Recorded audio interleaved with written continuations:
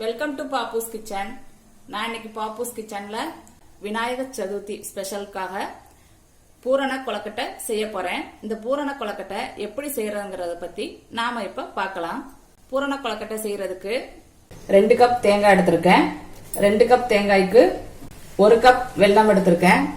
இப்போ ஒரு கடாயில 1 டேபிள் ஸ்பூன் நெய் சேர்த்துக்கிறேன்.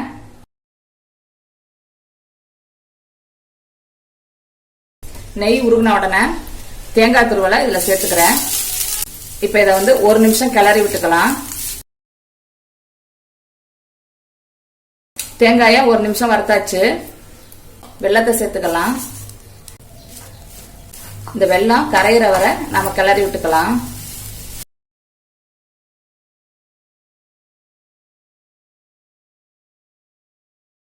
வெல்லம் நல்லா கரைஞ்சிருச்சு. இப்ப இந்த மாதிரி கெட்டி பதத்துக்கு வந்த உடனே 1/2 ஸ்பூன் ஏலக்காய் சேர்த்துக்கிறேன். இப்ப இந்த ஏலக்காயோட நல்லா மிக்ஸ் பண்ணி விட்டுறலாம்.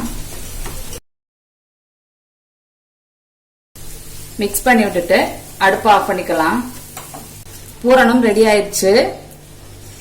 இது நல்லா ஆறட்டும். அதுக்குள்ள நம்ம மாவை ரெடி பண்ணிக்கலாம். கொழுக்கட்டை செய்யறதுக்கு நான் 1/2 கப் இடியப்ப மாவு எடுத்து வச்சிருக்கேன்.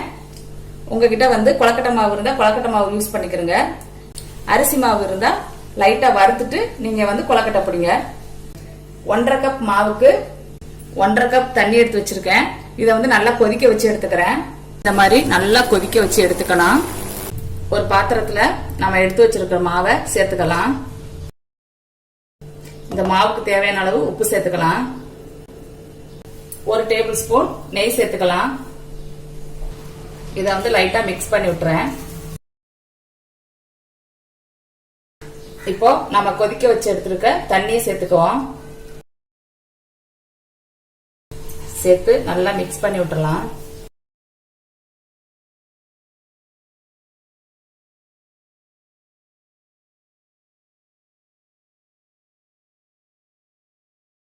இந்த மாதிரி பதத்துக்கு நல்லா பிசைஞ்சு விட்டு எடுத்துக்கலாம்.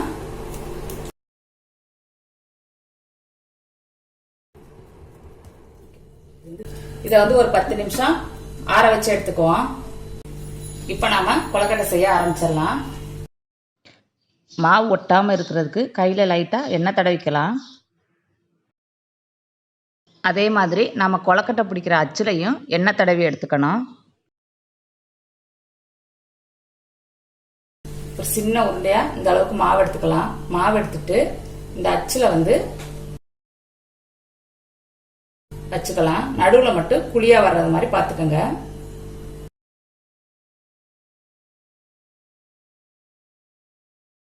இந்த சைடும் இதே அளவு மாவு எடுத்துக்கிறங்க. மாவு எடுத்து இந்த மாதிரி அழுத்தி பிரஸ் பண்ணி கொடுங்க. சென்டர்ல மட்டும் குழியா இருக்கிற மாதிரி இருக்கட்டும்.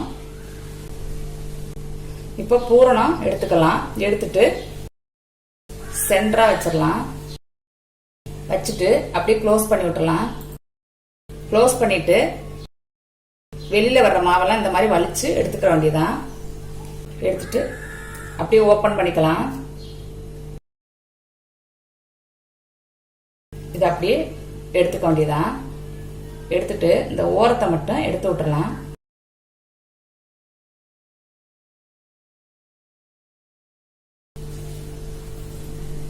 அவ்வளவுதான்.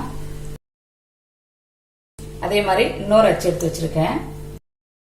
இந்த மாதிரி கொஞ்சோண்டு மாவு எடுத்து வச்சுக்கிறேங்க. எடுத்துட்டு இதுல நல்லா பிரஸ் பண்ணி விட்டுறலாம். அதே மாதிரி இந்த சைடும் நடுவுல மட்டும் குழி மாதிரி வச்சுட்டு பிரஸ் பண்ணி விட்டுறலாம். இந்த அளவு பிரஸ் பண்ணா போதும். இப்ப பூரணம் ஒரு சின்ன உருண்டையா எடுத்து இதுக்குள்ளார வச்சிடலாம். வச்சுட்டு க்ளோஸ் பண்ணிடலாம். க்ளோஸ் பண்ணிட்டு இதுல வர ஓரத்தை எல்லாம் வெளியில எடுத்து விட்டுறலாம். இப்போ ஓபன் பண்ணுவோம். லைட்டா இந்த மாதிரி தட்டுனாலே வந்துடும். இப்போ இந்த ஓரத்தை எல்லாம் வச்சுக்கிறனா வச்சுக்கலாம். இல்லைன்னா இதை எடுத்து விட்டுறலாம்.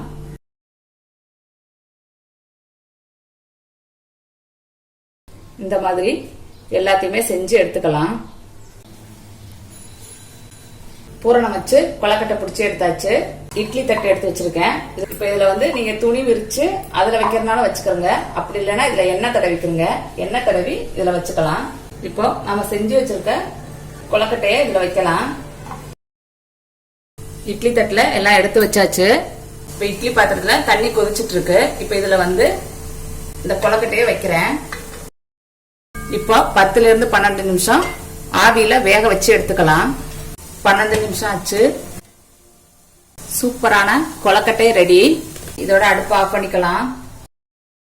சூப்பரான பூரண கொலக்கட்டை ரெடி. உங்களுக்கு இந்த வீடியோ பிடிச்சிருந்தா பாப்பூஸ் கிச்சனுக்கு லைக் பண்ணுங்க, கமெண்ட் பண்ணுங்க. வீடியோ பார்க்குற எல்லாரும் மறந்துடாம சப்ஸ்கிரைப் பண்ணுங்க. Eat healthy, think better.